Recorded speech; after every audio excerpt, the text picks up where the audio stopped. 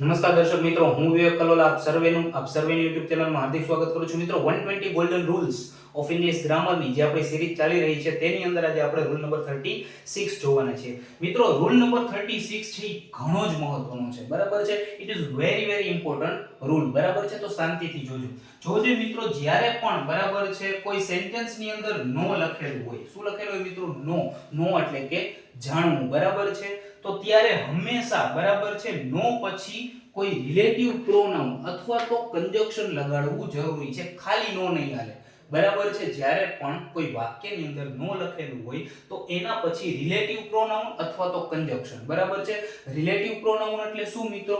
કાં તો તમારે હાવ લખાવવું પડે, તો કાં તો હાવ લખવું પડે, કાં તો વાય લખવું પડે, હુ લખવું પડે, વેન લખવું પડે, which લખવું પડે, ટૂંકમાં ડોટ આવું લખવું પડે, બરાબર છે. ક્લિયર છે મિત્રો? આપણે એને એક્ઝામ્પલ ની મદદથી સમજીએ. જોજો મિત્રો, અહીં પહેલું મેં એક્ઝામ્પલ લીધું છે કે આઈ નો ટુ સ્વિમ, બરાબર છે. હું તરવાનું જાણું છું, બરાબર છે. ના, એવું નહીં, મને ખબર છે કે કેવી રીતે તરાય એમ, બરાબર છે. તો અહીં ખાલી નો આવે. જોજો, અહીં ખાલી જે નો આપેલું છે એ નો આવે. એની પછી તમારે શું મૂકવું પડે મિત્રો? તો કે કોઈ પણ રિલેટિવ પ્રોનાઉન મૂકવું પડે. તમે એનું ગુજરાતી કરશો એટલે ટૂંકમાં, બરાબર, જ્યારે પણ તમે આપેલા સેન્ટેન્સ છે જેની અંદર નો આપેલું હોય એનું ગુજરાતી કરશો એટલે ઓટોમેટિક જે રિલેટિવ પ્રોનાઉન છે ને તમારા મગજની અંદર આવશે. તો આઈ નો કેવી રીતે સ્વિમ કરું? તો આઈ નો હાઉ ટુ સ્વિમ, બરાબર છે. તો અહીં જે રિલેટિવ પ્રોનાઉન આવશે શું આવશે મિત્રો? તો કે હાઉ આવશે.